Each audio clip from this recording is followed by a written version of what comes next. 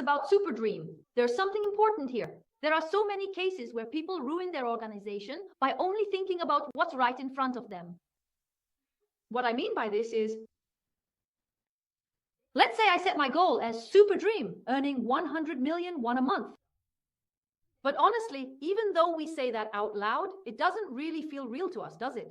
Only that person is grateful. In their hearts, there are probably more people thinking, I'd be happy just becoming an auto sales master. So what kind of problem does this cause? You end up like a frog in a well. Let me draw a picture for you.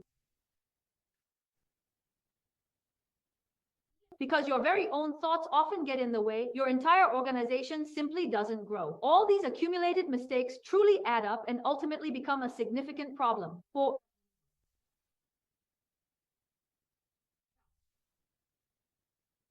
Here I am, and my only goal is to become an auto sales master. Let's say your sponsor told you to do it, but deep down, that's your real intention. Now let's see what kind of problem this causes. Maybe you get lucky and meet a good sponsor, or maybe you don't have enough ability, so you work on both sides, and one side grows a lot bigger. Then, which side do you end up focusing on? You end up only paying attention to the right side, right? But what's your goal? It's to become an auto sales master. So if your goal is to become an auto sales master, it's not like you're not doing the business. So what happens then? You keep looking for members and building downwards. Up to this point, that's fine. But do you know what the problem is here? Because I'm working here, there will definitely be some interested consumers who show up. And among those people, there will be some who want to do the Atomy business. But here's the problem. Let's say a star appears here like this. So what kind of mistake do people make with these kinds of people? Now, let's say you've reached Diamond Master. Then you are now an auto sales master. But this is the only picture you have. So, because I keep working without rest, I fall into the illusion that I can always recruit well on one side. This is scary, you know, it's really an illusion. But it's okay if no capable person shows up. If they're just people who use the products, and I only manage a few of them, not using the system, just ordering products, I could still become an auto sales master myself. There's no problem if it's like this. For example, let's say this star mark is Choi-jinwa.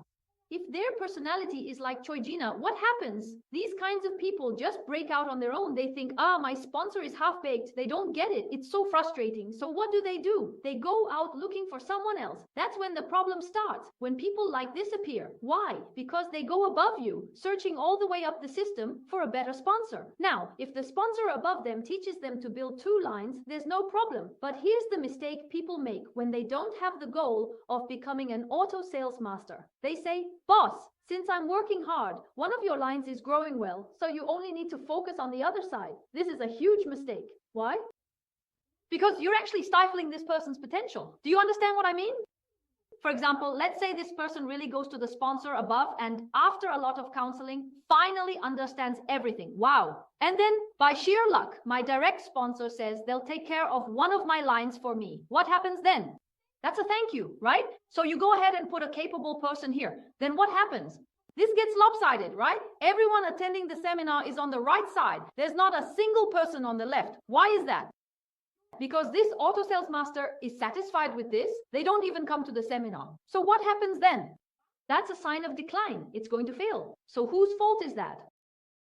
It's the fault of the person above, the leader. If they had taught both lines from the start, it wouldn't matter. But since they're only working themselves, there's only one line. That's what it means to be a big fish in a small pond. So if you find Atomy difficult, this is the kind of thing that makes it hard.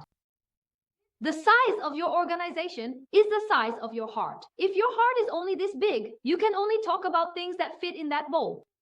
But with Atomy, there are no mandatory rules, so you never know who might join. But if you end up blocking that person in a strange way, wouldn't it have been better to teach both lines from the start? Then this side could have grown. If you had opposed it, there wouldn't have been a problem. But do you know what happens? Because you made that slip of the tongue, this person will ask, why aren't you adding them? Why aren't the points showing up here? That's how it ends up. So what happens next? The boss will suddenly say something else like, no, you have to add them here. Then what happens? At this point, someone might leave, or it could even turn into a huge argument. So what happens when things go wrong like this? They call their sponsor and ask, "Sponsor, what should I do?" And then, leaving out the fact that it was their own slip of the tongue, they ask, "What should I do?" They go and tattle that only one side is being added underneath.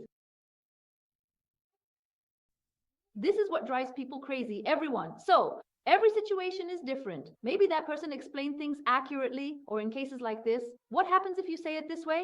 They're just lying. Why? Because if they get caught, the sponsor will ask, "Why did you say that?" If that happens, they're done for. So, they might lie just to avoid responsibility. That's what it is. If Atomy is difficult, it's because of things like this. How are you going to resolve issues when problems like this arise?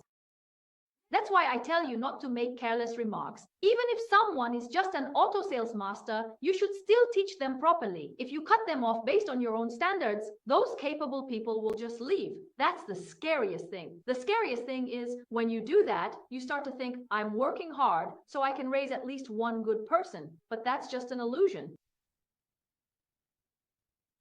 So everyone, this is really important. Of course, you can try to fix things later, but when problems arise, sometimes you can't fix them at all, and people just leave, and your whole organization can fall apart. There are many reasons and stories behind why people quit Atomy, but this is one of the issues as well. Do you understand?